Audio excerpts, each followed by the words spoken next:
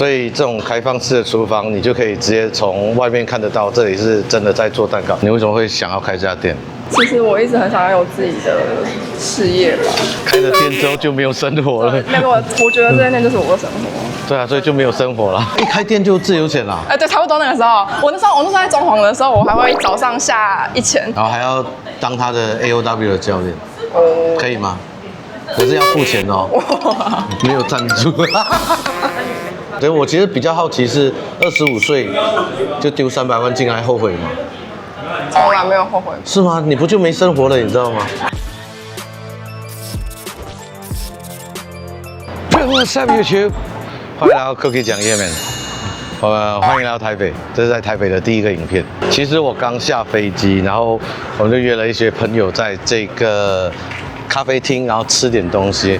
那刚好这个老板娘又是一个潜水教练，她很年轻，我就想到我们前阵子我不是拍了一个投资500万马币，然后倒掉的酒吧嘛，就我之前 What's Up 酒吧，然后我就突然想到一件事情，我以前有一个小小的梦想，就想要开咖啡厅，就是在我在台湾的时候，这样有咖啡厅啊，或者就是泡咖啡啊、煮咖啡啊，然后每天听音乐啊、爵士乐啊这种。我相信台北很多人都有这样吧，就是所谓的文青生活。大概在20几岁的时候，当我到30岁的时候，我就幡然醒悟了。所以我们今天这个影片呢，对，其实是因为老板娘很漂亮，所以我想要来跟她聊聊天啊，顺便和大家分享一下，如果你25岁手上有300-400万台币，你会开一家咖啡厅吗？这家咖啡厅呢叫青果是在四平路上面，然后四平路到底是几号我有点忘了，然后他们的特色呢是很多蛋糕，当然还是有咖啡啦，有咖啡，然后有一些就是茶类，然后他们也有餐点，然后我刚吃的乌骨鸡套餐是蛮好吃的，然后有3菜沙拉面线，然后还有一杯咖啡，然后我的同学呢，就是教练班同学吃了一个咖喱鸡，还不错。整个咖啡厅就是这样子，一眼望到来就是这样。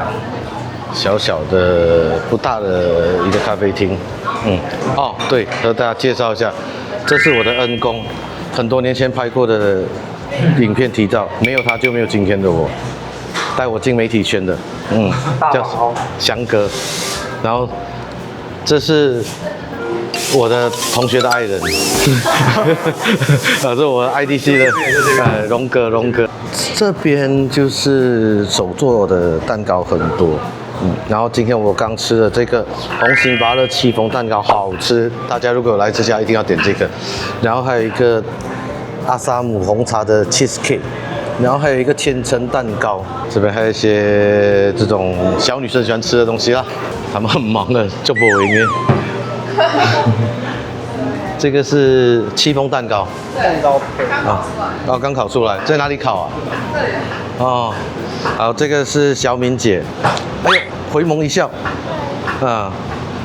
这个是瑞瑞阿姨，所以这种开放式的厨房就可以看得到，他们是真的现场做的。哦呦，听说你是弟弟？对。全家总动员哦。好，这个刀法，这个刀工可以吗？可以，他女朋友很幸福。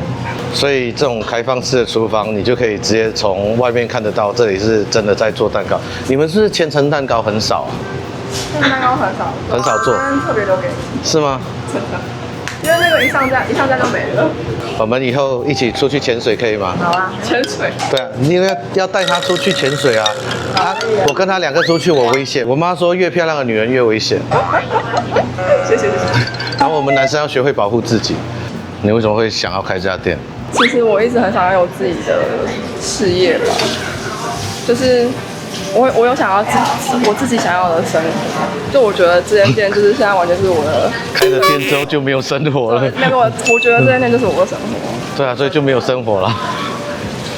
这就是我的生活。就是没有生活。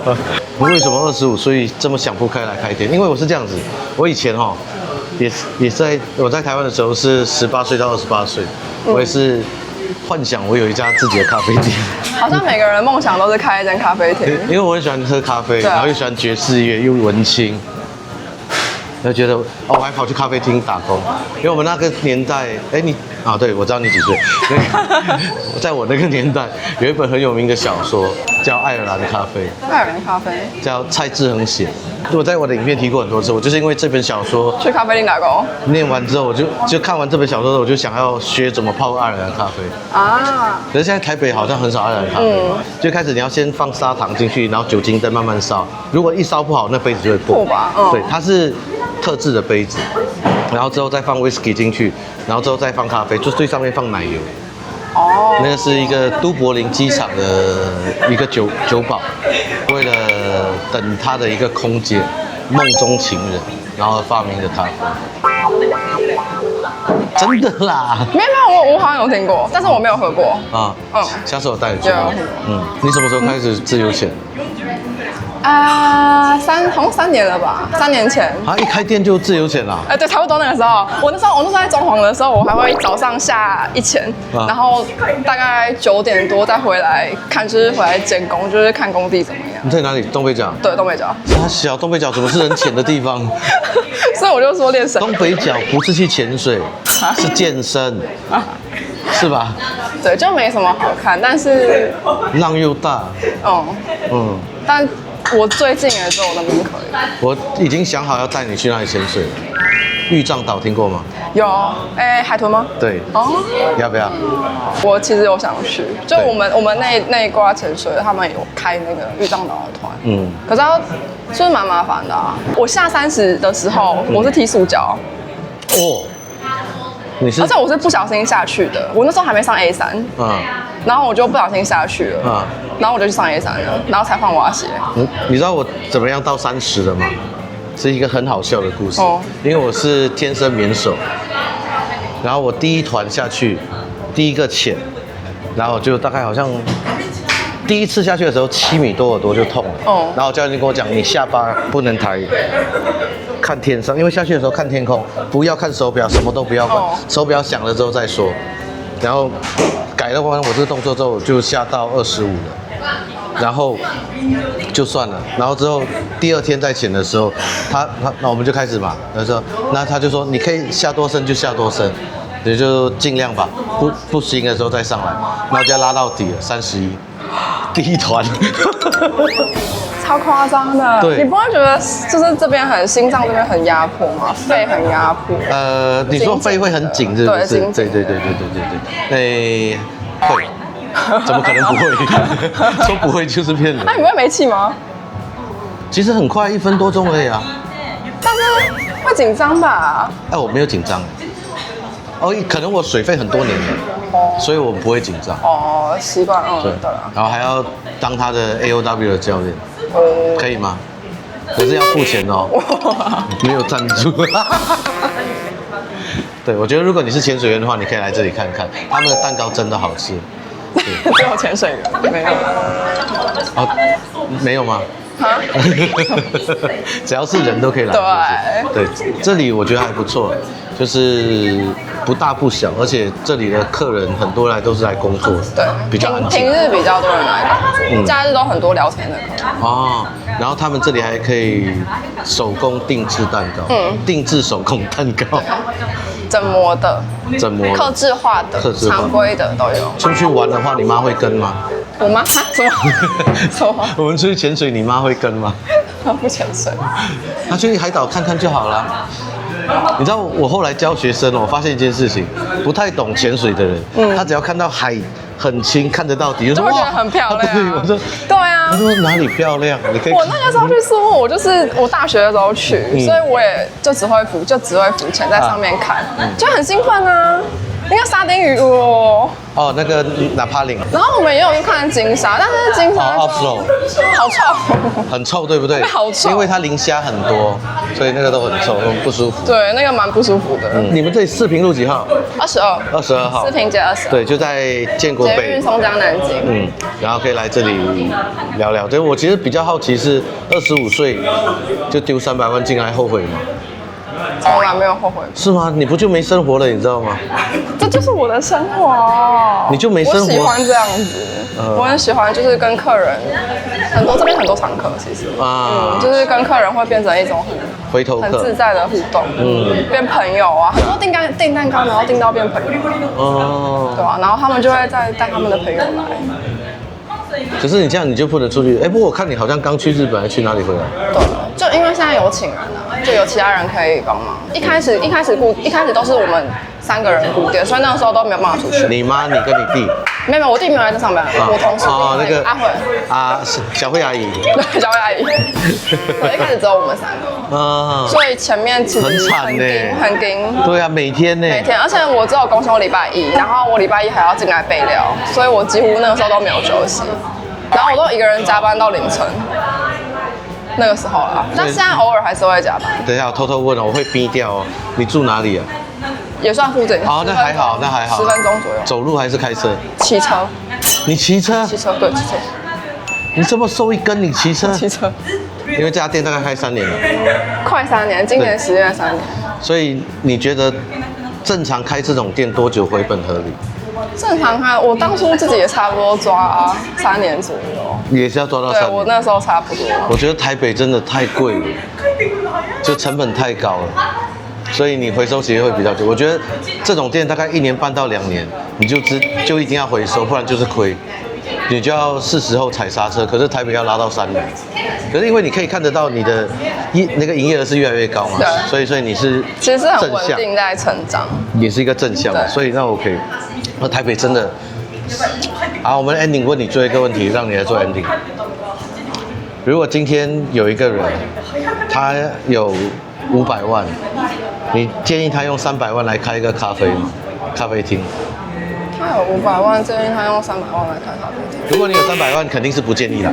300万用300万。对，但要看他有没有这个热情而且热情还不够，就是你要处理很多事情你也是没有经验就直接开了，对不对？对，我没有经验。对啊。